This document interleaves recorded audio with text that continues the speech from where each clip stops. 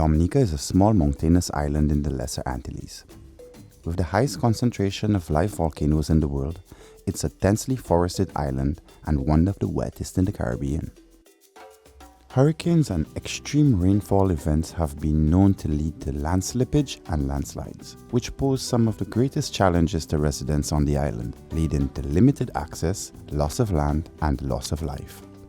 One local organization, the Anse Kouanari Tourism Association, is a leading action on the ground in the community of Good Hope to reduce landslide vulnerability due to climate-related hazards. As part of the CSOs for Disaster Resilience Project, ACTA is helping the community of Good Hope through slope reforestation and educating residents on proper land use practice to battle soil erosion and land degradation. Good Hope is one of the more vulnerable communities in Dominica. On the rating, I think there's a scale which determines how vulnerable communities are in Dominica, and Good Hope falls, I think, in the second tier, well, the first tier, which is most vulnerable. So ACTA participated in the CSOs for Disaster Resilience Project with Canary, funded by the Inter-American Foundation, as IAF. We are looking at upland forest restoration for landslide reduction. The whole community is vulnerable, and when we plant those plants, it will help to prevent landslides, which is our problem, one of our major problems here in Good Hope. We had persons facilitate the sessions from the forestry division, from the physical planning division.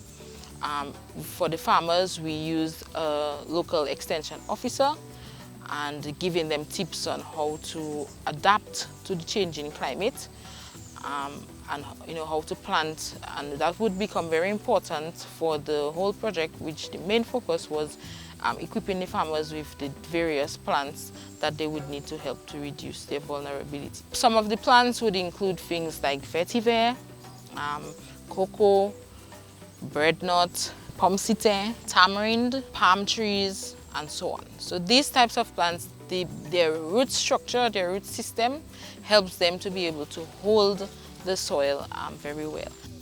Oh, this project was a godsend.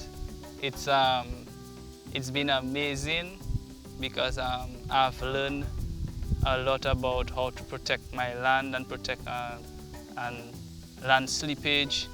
I've learned how to plant a variety of plants, how to take care of them, and right now I have some knowledge I can pass on to my rest of my fellow villagers, and the project has just been wonderful. As part of this project, there were 2 community sessions, awareness sessions, where we targeted about 25 farmers and 35 residents, where we give them tips and ideas as to how they themselves can help to reduce the impact of their vulnerability on them. The workshop has been very beneficial, very educational, very informative.